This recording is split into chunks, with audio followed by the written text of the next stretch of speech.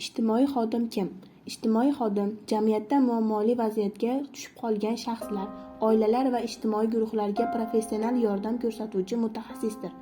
U aholining kam ta'minlangan, nogironligi bo'lgan, yolg'iz keksalar, yetim bolalar, muammoli oilalar kabi qatlamlari bilan ishlaydi. Ijtimoiy xodimning asosiy maqsadi: insonlarning ijtimoiy farovonligini oshirish, ularning huquqlarini himoya qilish, jamiyatga moslashuvini ta'minlash va mustaqil hayot kechirishiga ko'maklashishdir. U muammolarni aniqlaydi, tahlil qiladi, yechim topishda maslahat beradi va zarur ijtimoiy xizmatlarga yo'naltiradi. Shuningdek, ijtimoiy xodim davlat va nodavlat tashkilotlar bilan hamkorlik qilib, ijtimoiy himoya, yordam dasturlari va profilaktika tadbirlarini amalga oshiradi. O'z faoliyatida u insonparvarlik, maxfiylik, adolat va professional etika tamoyillariga amal qiladi.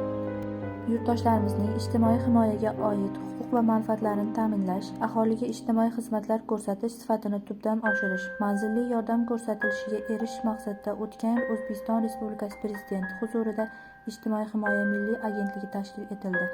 Viloyatlarda agentlik boshqarmalari, tuman va shaharlarda inson ijtimoiy xizmatlar markazlari faoliyati yo'lga qo'yildi.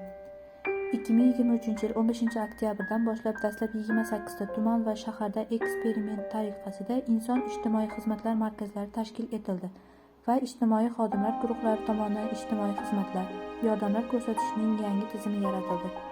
Joriy yildan boshlab mazkur tizim butun mamlakatimiz bo'ylab ishlay boshladi. Shu paytgacha 5lik tarzda faoliyat ko'rsatgan mahallalarda endilikda ijtimoiy xodim va soliqchi faoliyat ham yo'lga qo'yilib, mahalla yettiligi paydo bo'ldi.